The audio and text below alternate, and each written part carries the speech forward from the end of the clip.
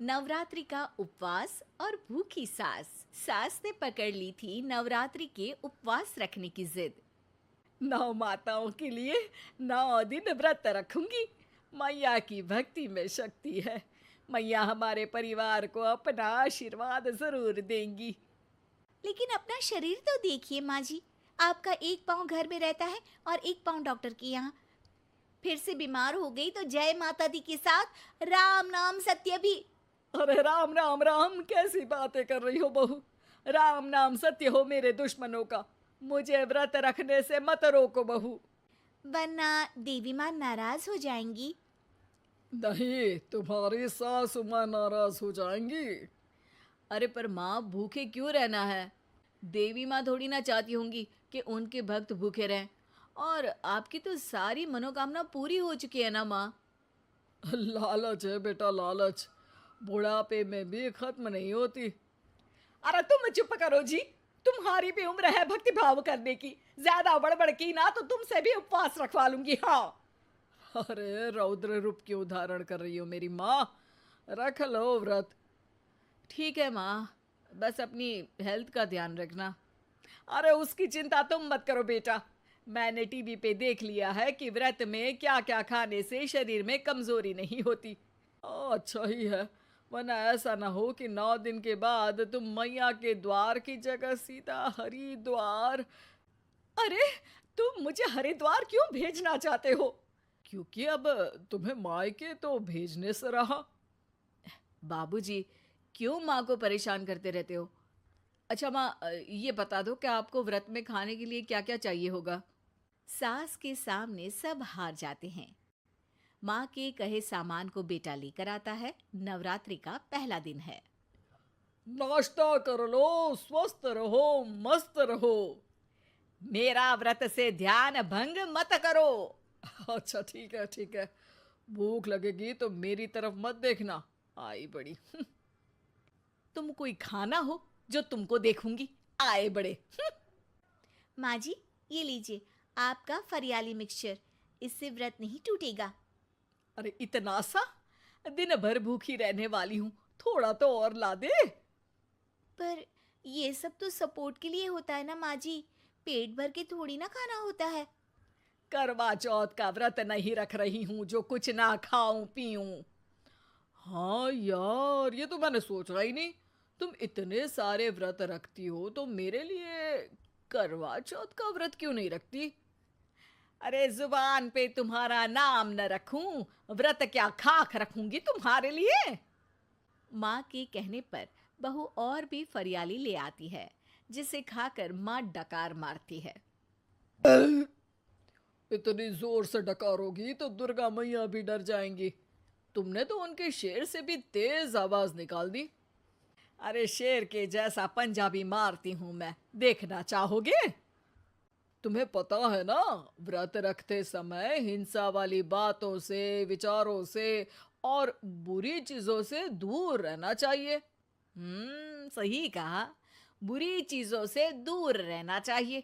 इसीलिए तो तुमसे दूर जा रही हूँ, दूसरे कमरे में। सास ने कई सारी ऐसी चीजें खाई जिनसे व्रत ना टूटे। बहू, सब्र का फल मीठा होता है। इसका मतलब ये थोड़ी है कि तू मुझे शाम तक फल नहीं खाने देगी। माँ जी, 1 घंटे पहले ही तो आपने इतना सारा। अरे एक खाता ही बना ले, उसमें लिखा करे कि मैंने कितना खाया, कितना पानी पिया। अरे नहीं नहीं माँ जी, मैं अभी फल लेकर आती हूँ। जोर से बोलो।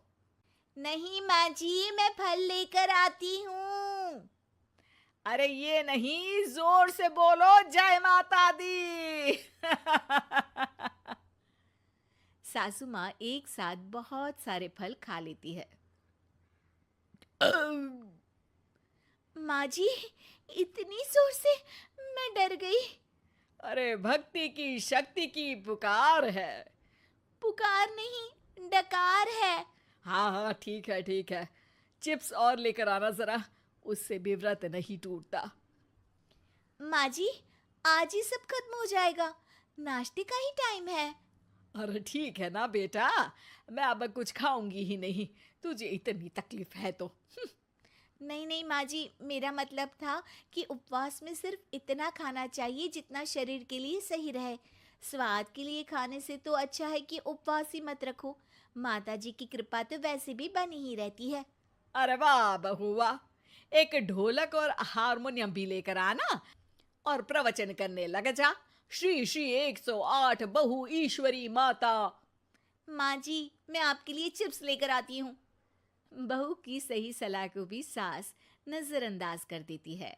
थोड़ी देर में बहू सास को चिप्स लाकर दे देती है। आलू की चिप्स, आहा मजा आ गया।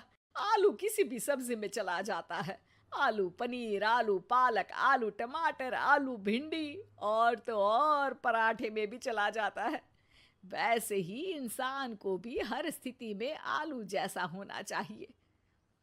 थोड़ी देर में वहां ससुर जी आते हैं। क्या चिप्स खा रही हो? अरे नहीं जी, दिख तो चिप्स ही रही है। अरे तो पूछ क्यों रहे हो? अरे गुस्सा क्यों हो रही हो? उपवास में गुस्सा नहीं करना चाहिए। और ऐसा तो है नहीं कि सिर्फ तुम उपवास करती हो, हमने भी तो किया होगा कभी। नहीं जी नहीं, तुम तो कर ही नहीं सकते। तुम उपवास में भी भेजा खाओगे और भेजा खाने से उपवास टूट जाता है। अच्छा थोड़ी सी चिप्स मुझे दे दो, मन ललचा रहा है। नहीं, उपवास के लिए है। तुम अपना खाना खा लेना जो भी बने। पूरा दिन सास कुछ ना कुछ खाती रहती है। जैसे ही रात होती है, अब बस उपवास हो गया, अब मैं खाना खाऊंगी।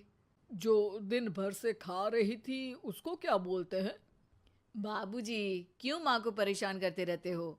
अरे लड़के, तेरी माँ दिन भर से इतना खा चुकी है कि देश में भूखमरी की समस्या इसी की वजह से बढ़ रही है। और खाने की दिक्कत नहीं है, कितना भी खाए लेकिन सेहत इधर उधर होती रहती है। कुछ ऊपर नीचे हो गया तो तेरी माँ खाने के बाद हाथ धोएगी और तू अपनी माँ से हाथ धो बैठेगा। अरे इत्तू सा तो खाया था, उपवास भी ना तोड़ू क्या? ठीक है, नहीं खा रही बस।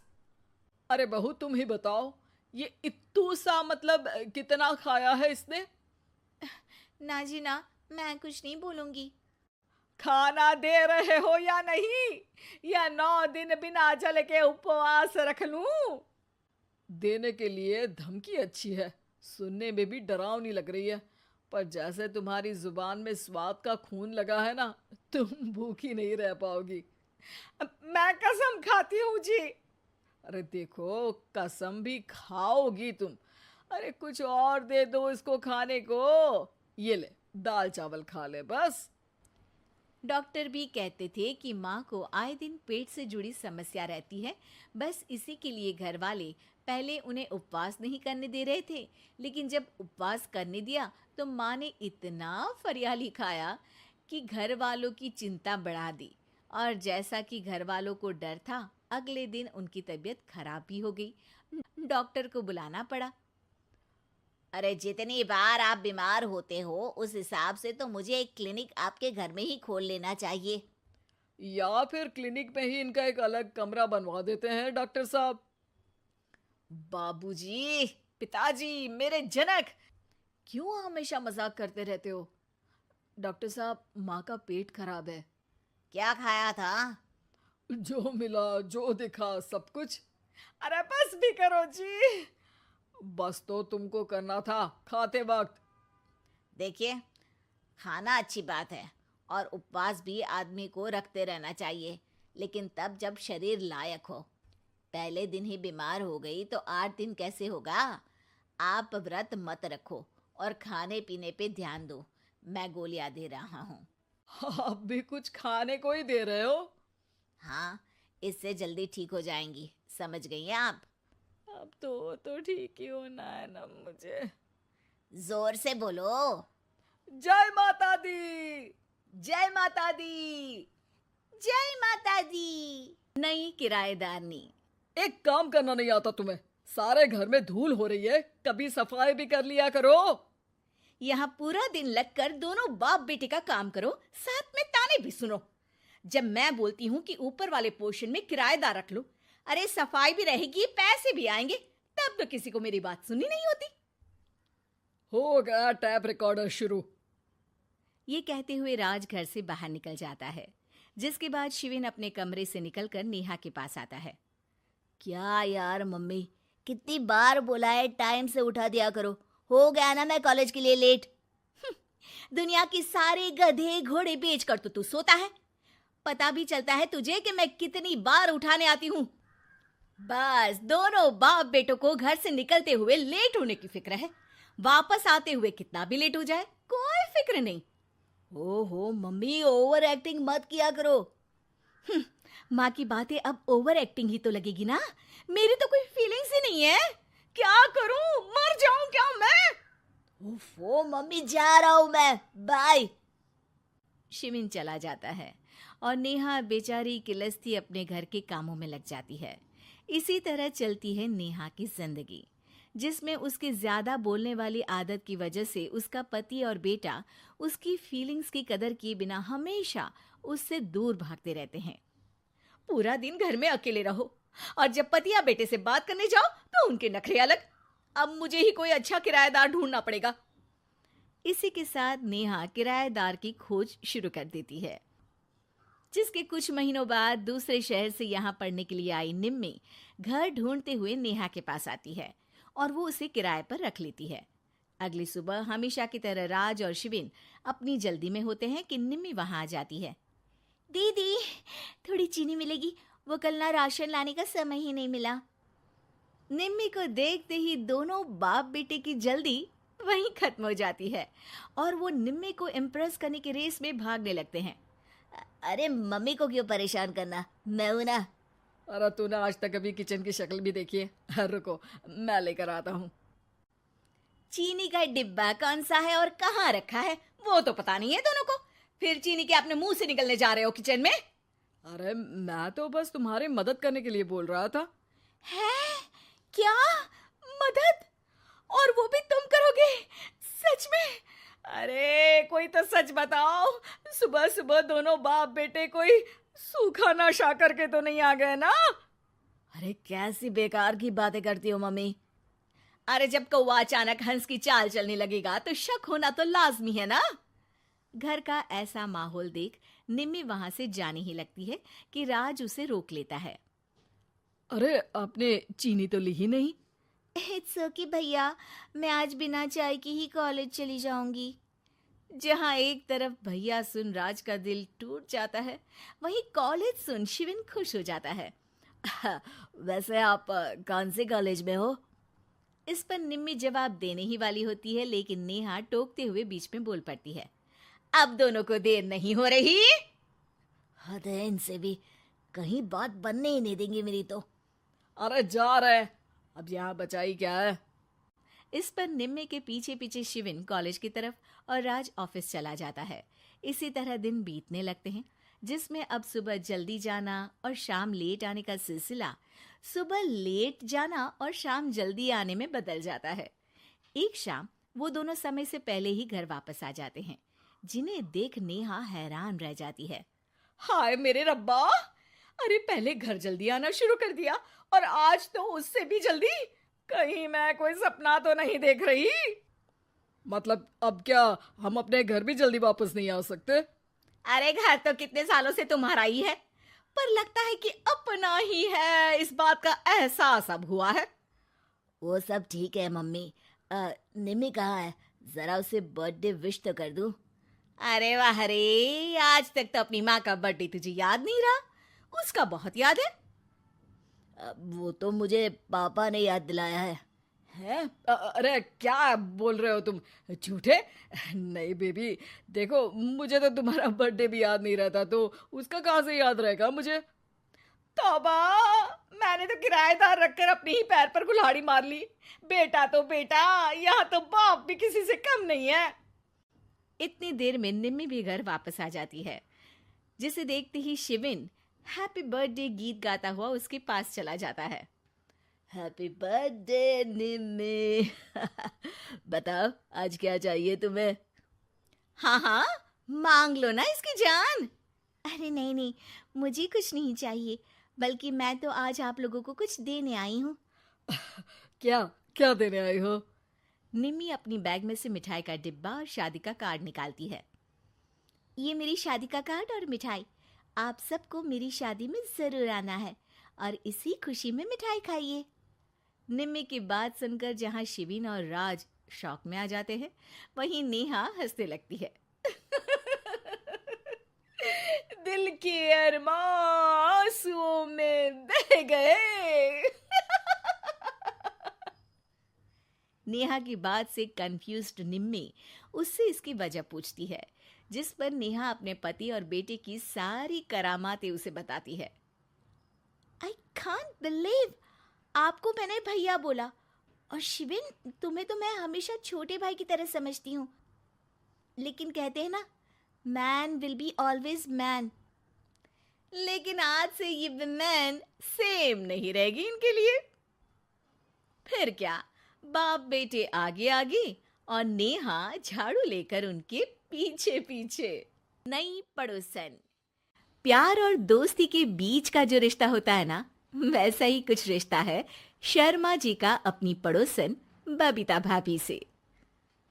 अरे सुनिए ना, कुछ पैसा देकर जाइएगा, मैं और पड़ोस की बबीता भाभी आज शॉपिंग में जाएंगे। बबीता भाभी का नाम सुनते ही शर्मा जी के कान खड़े हो जाते हैं। हाँ हाँ, क्यों नहीं, तुम तो ये क्रेडिट कार्ड ले जाओ, और हाँ, मैं ऑफिस जाते वक्त तुम दोनों को मॉल में भी छोड़ दूंगा। अरे वाह, ये तो मजा ही आ गया। मैं अभी बबीता भाभी को तैयार हो जाने को कहती हूँ। शर्माइन और बबीता में बात हो जाती है। ये महंगा वाला परफ्यूम लगा लेता हूँ, भाभी जी बगल में बैठेगी तो इम्प्रेस हो जाएंगी। दोनों मियाँ बीवी घर से बाहर निकलते ही है कि शर्माइन बगल वाली सीट में बैठती है। अरे तुम पीछे जाओ ना। अरे पीछे का है? अरे तुम ड्राइवर लगोगे ना, मैं और बबीता भाभी पीछे बैठ गए तो। अरे नहीं नहीं, वो तो आगे बैठेगी। अरे क्या बात है, कुछ ज्यादा ही जज्बात नहीं उछल रहे हैं तुम्हारे? मैं उतर रही हूँ, कैब से चली जाऊंगी। अरे मेरी प्यारी बुलबुल, वो मेरा ऑफिस का बैग देख रही हो ना? हाँ तो रोज ही तो देखते हैं, आज का नया है? अरे उसमें ना ऑफिस का कैश रखा है। अब ये बबीता भाभी का तो कोई भरोसा है नहीं, चोर तो लगती है तभी तो। अरे कहाँ तभी तो? अरे कैसे चोर लगती है वो तुम्हें? कहाँ चुरा लिया उसने तुम्हारा? अब क्या बताऊं, मतलब कि अब पैसे गायब हो गए तो शर्मा शर्मी में कुछ बोल भी नहीं पाएंगे। तुम बैग पकड़कर पीछे बैठ जाओ, वो आगे बैठ जाएंगी। होता भी ऐसा ही कुछ है। बबीता जी बैठ जाती है शर्मा बाबू के बगल में। अब जो कार स्पीड ऑफिस जाने के लिए 70 होती थी, वो 40 में आकर अटक जाती है। अरे क्या बात है, आज तो आपकी कार चली नहीं रही है? बबीता जी जोर से सांस लेते हुए कहती हैं, ये कैसी प्यारी सी महक है। अरे लगता है मेरा परफ्यूम है, लेकिन मैंने तो लगाया नहीं। अरे वो लगता है गलती से मैंने। अरे शर्मा जी, लेडीज परफ्यूम। अब जी जी, वो बाजार आ गया। अच्छा, आप लोगों को अगर टाइम लगेगा तो बता देना, मैं आ जाऊंगा लेने। अरे नहीं ना, ठीक है, जाओ अब ऑफिस। हाँ, वैसे ही लेट हो रहे हो कब से। बाय बाय भाभी जी, अच्छे से शॉपिंग करिएगा। जी बिल्कुल। अगले दिन। अरे सुनिए तो, शाम को जल्दी आ जाइएगा, वो बबीता भाभी है ना?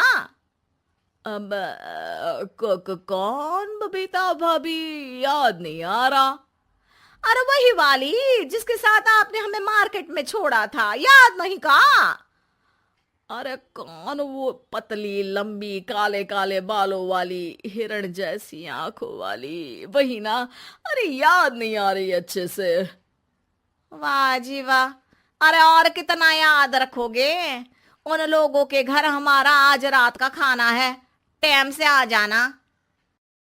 शर्मा और शर्माइन पड़ोस की बबीता भाभी के घर खाना खाने जाते हैं, जहां बबीता का पति कहता है। अरे आइए आइए भाभी जी, आप ही का इंतजार हो रहा था। देखिए, आज सब्जी मैंने खुद आपके लिए अपने हाथों से बनाई है। अच्छा, तो कभी हमारे घर भी आइए। खाने में मैं भी खिलाऊंगा बबीता भाभी को अपने हाथ का कोरमा मसाला। अगर आप दोनों की खुद की तारीफ हो गई हो तो थोड़ा बैठकर बात कर लें। अरे बबीता जी, आपकी शादी अरेंज्ड मैरिज लगती है, तभी आप कहाँ इतनी सुंदर। और भाई साहब। अरे नहीं नहीं, हम लोगों की तो लव मैरिज थी। मैंने तो 16 सोमवार रखी थी इनके लिए। अरे हाँ, मैंने भी इनसे शादी के लिए ना 16 सोमवार रखे थे। अच्छा, और व्रत करने के बाद ये मिले आपको? अरे चुप रहिए ना, कुछ भी बोले जा रहे हैं। कितनी प्यारी जोड़ी है शर्मा और शर्माइन जी की। हाँ, वैसे और भी अच्छी हो सकती थी। सब खाना खाकर अपने घर के लिए निकल ही रहे होते हैं कि और हाँ, अब हम लोगों को एक दूसरे के घर जाने के लिए किसी बहाने की जरूरत नहीं होनी चाहिए। अरे भाई, पड़ोसी हैं, वो भी एक उम्र के। क्यों मिसेस शर्मा? और अब मुझे और कविता भाभी को तो बोलने की भी जरूरत नहीं है। वो कहा ना, हम लोग वैसे भी साथ ही रहते हैं। कभी वो सुबह मेरे घर में तो शाम को मैं उनके। एक दिन शर्मा जी ऑफिस से शाम को घर आने के बजाय बबीता जी के घर मिठाई का डिब्बा लेकर पहुंच जाते हैं। अरे भाभी जी, कहाँ हैं आप? अरे भाई साहब, आप? मुझे लग ही रहा था कि आप ही होंगे। जी भाभी जी, कनेक्शन इसी को तो बोलते हैं। वैसे ये लीजिए, मिठाई खाइए, मेरा प्रमोशन हो गया जी। आपने भाभी जी यानी अपनी बीवी से शेयर कर ली ये बात और मिठाई दोनों? अरे नहीं नहीं नहीं भाभी, जैसे ही मेरा प्रमोशन हुआ, मिठाई लेकर सीधे आपके घर आया हूँ। लीजिए लीजिए, खा लीजिए। तभी पीछे से शर्माइन आकर खड़ी हो जाती है। अरे मिठाई का दौर खत्म हो गया हो तो घर चलेगा? शर्माइन को देखकर शर्मा सकपका सा जाता है। अब हाँ हाँ, चलो चलो। वो भाभी जी तो बोल रही थी कि जी शर्मा जी, इसीलिए मैं बोल रही थी कि मुझे लगा आप ही होंगे, क्योंकि आपकी वाइफ मेरे घर में थी तो आपको तो ऑफिस से सीधा यहीं ही आना था ना। घर आकर शर्माइन शर्मा पर बरसती है। अरे देख रहे हैं हम, कुछ दिनों से आप बबीता जी पर कुछ ज्यादा ही मेहरबान हो रहे हैं। अरे वो तो तुम्हारी सहेली है तो मैं थोड़ा भाव दे देता हूँ, वरना तो तुम जानती हो मैं तुम्हारे बिना किसी को देखता तक नहीं हूँ। हाँ हाँ, देख रहे हैं हम कि तुम किसे देखते हो और किसे नहीं। प्रमोशन हुआ, दिन में 4-4 बार फोन पर बात हुई, पर मुझे बताना जरूरी नहीं था, क्यों? शर्मा देखता है कि दरवाजे में बबीता खड़ी है और सामने बीवी की। तभी हाय हाय रे हाय, मेरे सीने में दर्द आई। वो सीना पकड़कर बैठ जाते हैं। अब एक तरफ से बीवी शर्मा जी को पकड़ती है और एक तरफ से बबीता जी। बेचारे शर्मा जी इस बार तो बच गए, लेकिन देखना बाकी है कि आखिर कब तक।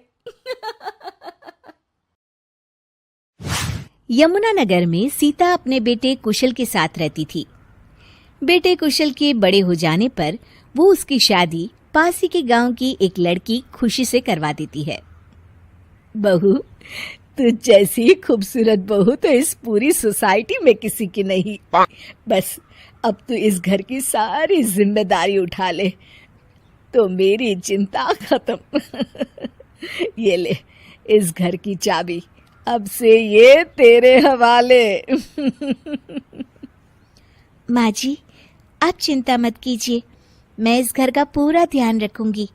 देखिएगा, आपको शिकायत करने का भी कोई मौका नहीं मिलेगा। मैं आपके लिए गाजर का हलवा बनाकर लाती हूँ। शादी के कुछ ही दिन बाद खुशी के तेवर बदलने लगते हैं। माँ जी, मैं आपसे कह देती हूँ, मैं इस घर की बहू हूँ, कोई नौकरानी नहीं जो हर समय आपकी बात मानूं। बहू, मैं तो बस ये कह रही थी कि तू हर समय फोन पर ये किससे बात करती रहती है।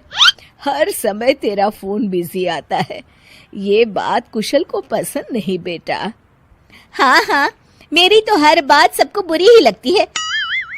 अब शादी को कई महीने बीत चुके हैं, मगर खुशी कभी भी खुश नहीं रह पाती और वो अपने पति और सास से भी हमेशा झगड़ती रहती है। असल में शादी से पहले उसका एक प्रेमी होता है, गोविंद। वो उससे आज भी छुप छुप कर मिलती है। गोविंद, मैं अपने पति और सास के साथ खुश नहीं हूँ, चलो ना हम भाग जाते हैं।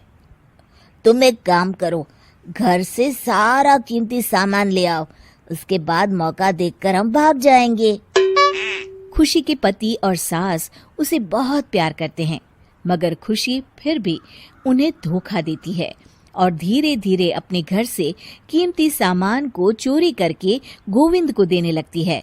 उसकी सास को घर से सामान चोरी होने का संदेह होने लगता है। बेटा, समझ नहीं आ रहा, ये घर से धीरे धीरे सामान कैसे गायब हो रहा है। कौन सा सामान माँ? अरे वो चांदी के बर्तन जो मैंने बनवाए थे वो दिख नहीं रहे। यहीं कहीं होंगे माँ, आपकी बहू ढूंढ देगी। कितने बेवकूफ हैं ये माँ बेटे, इनका सारा सामान मैं गायब कर दूंगी और इनको पता भी नहीं चलने दूंगी। और इस तरह से धीरे धीरे खुशी घर का सारा कीमती सामान चोरी करके गोविंद के पास रखवा देती है और कुछ महीनों बाद उनके पास बहुत कीमती सामान इकट्ठा हो जाता है और दोनों भागने की योजना बनाते हैं। खुशी, आज रात को आधी रात होते ही तुम अपने घर से भाग कर आ जाना। मैं गांव के पुराने बस स्टैंड पर तुम्हारा इंतजार करूंगा। ठीक है। खुशी अपने कपड़े और गहनों की पोटली बांधकर पुराने बस अड्डे पर पहुंच जाती है और देखती है कि वहां तो कोई भी नहीं है। खुशी कुछ घंटे वहीं खड़ी रहती है और फिर गोविंद के कमरे पर जाती है। वहां पर भी बड़ा सा ताला लगा होता है। हे भगवान, कहीं गोविंद मुझे धोखा देकर भाग तो नहीं गया। अब मैं क्या करूंगी? खुशी फूट फूट के रो रही होती है। तभी पीछे से उसका पति सारे गहनों की पोटली लेकर आ जाता है। आप यहाँ? हाँ, मैंने गोविंद को गांव छोड़ने से पहले पकड़ लिया था और ये सारे गहने भी उससे ले लिए। आपको सब पता था कि मैं आपको और माँ जी को धोखा दे रही थी। हाँ, मगर मुझे ये भी पता था कि गोविंद अच्छा इंसान नहीं है। अगर मैं तुमको समझाता तो तुम कभी नहीं समझ पाती। इसलिए मैं चाहता था कि तुम्हारी आंखें खुद खुले। मुझे माफ कर दीजिए। कोई बात नहीं खुशी, मगर हमेशा ये याद रखना कि तुम्हारे अपने कभी भी तुम्हें धोखा नहीं देंगे। माँ और मैं तुम्हें बहुत प्यार करते हैं और हम दोनों चाहते हैं कि खुशी खुशी खुशी हमारे घर रहे, क्योंकि तुम ही तो हमारी खुशी हो। हाँ, मैं आज के बाद आपको और माँ जी को कभी निराश नहीं करूंगी। 3 दामाद की सास पार्ट 2। अब तक आपने सुना कि कावेरी जी अपनी तीनों बेटियों ईशा, मोहिनी और सुहाना की शादी 3 घर जमाई लड़कों के साथ करवा देती है। उन्हें लगता है कि ये लड़के शायद घर का कामकाज संभाल लेंगे, लेकिन उनके तीनों घर जमाई बहुत आलसी थे। वो नौकरी भी नहीं करते थे और बाहर का काम भी नहीं। कावेरी जी ने अपनी बेटियों से कहा कि वो प्रेगनेंसी का बहाना बनाकर अपने पतियों को सबक सिखाए। अब सुनिए आगे। मम्मी, आपने जैसा कहा था हमने वैसा ही किया, लेकिन देखिए ना, विवेक का हाल तो वैसा का वैसा ही है। घर में ना सुबह का नाश्ता बनता है और ना खाना। नौकरी पर जाने की बात करूं तो खाने को दौड़ते हैं मुझे। हाँ मम्मी, मैंने भी सुमित को कितनी बार कहा कि अगर नौकरी नहीं करनी तो कोई छोटी सी दुकान ही खोल लो। घर का खर्चा कैसे चलेगा? देखो दोपहर के 12 बजने आए और जनाब अभी तक सो रहे हैं। हाँ मम्मी, ईशा और सुहाना ठीक कहती हैं। अविनाश का भी यही हाल है। जब मैंने अपनी प्रेगनेंसी के बारे में कहा तो मुझसे कहने लगा, अरे दूसरी लड़कियां तो 9-9 महीने तक नौकरी करती है, बस डिलीवरी के टाइम छुट्टी लेती है। मोहिनी तुम भी नौकरी करो। अब मुझे कहाँ नौकरी मिलेगी? मम्मी बताओ अब मैं क्या करूँ? हे भगवान, क्या सोचकर घर जमाई दामाद लाई थी मैं कि मेरी बेटियां मेरे पास रहेंगी और खुश रहेंगी, लेकिन इन आलसी दामादों ने तो हमारी जिंदगी को भी प्रॉब्लम में डाल दिया है। मैं तो कहती हूँ मम्मी, हम लोग वापस अपनी जॉब पर जाना शुरू कर देते हैं। बता देते हैं इन लोगों को कि हमने प्रेगनेंसी का बहाना किया है। नहीं नहीं बेटा, ऐसी गलती भी मत करना। अगर तुमने ऐसा किया तो इन तीनों की आदत और खराब हो जाएगी।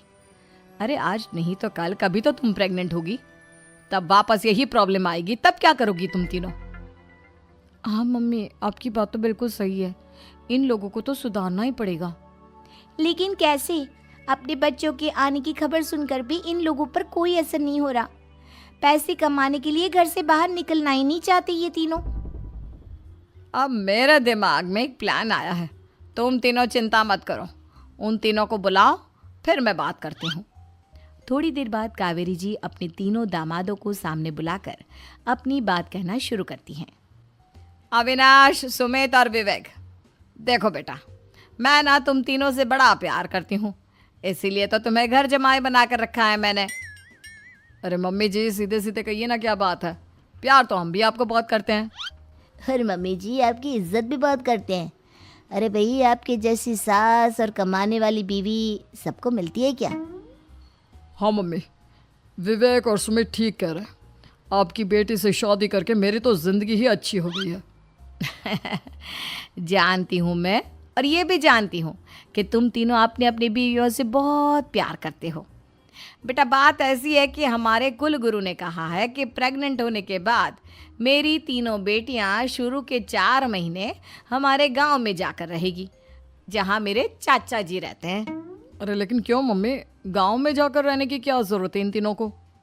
वो क्या है ना बेटा, हमारे परिवार को एक श्राप है।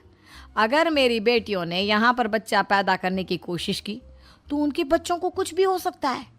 इसलिए अब से लेकर 4 महीने पूरे होने तक इन्हें गांव वाले घर में रहना पड़ेगा। हाँ तो इसमें प्रॉब्लम क्या है मम्मी जी? हम भी वहाँ जाकर रहेंगे, पिकनिक मनाएंगे। अरे भाई, बीवी जहाँ हम भी वहाँ। हाँ यार, आइडिया तो बहुत अच्छा है। शहर की ज़िंदगी में रह रहकर परेशान हो चुके हैं, अब कुछ दिन गांव में बिताएंगे। तुम लोग समझने की कोशिश क्यों नहीं करते?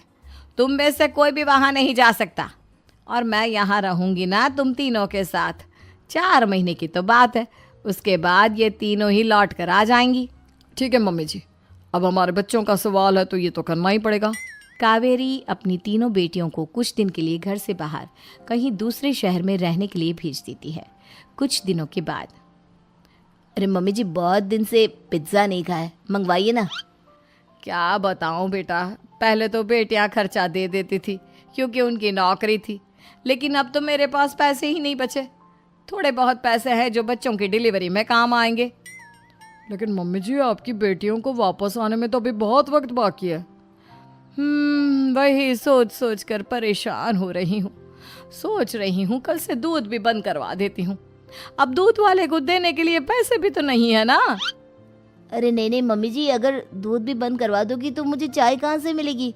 और चाय के बिना मैं तो मर ही जाऊंगा। क्या करूं बेटा, इसके अलावा हमारे पास कोई ऑप्शन नहीं है। मेरे पास पैसे ही नहीं बचे। इस तरह कावेरी जी धीरे धीरे अपने तीनों दामादों को पैसे देना बंद कर देती हैं और घर में खाने पीने की चीज़ें लाना भी बंद कर देती है।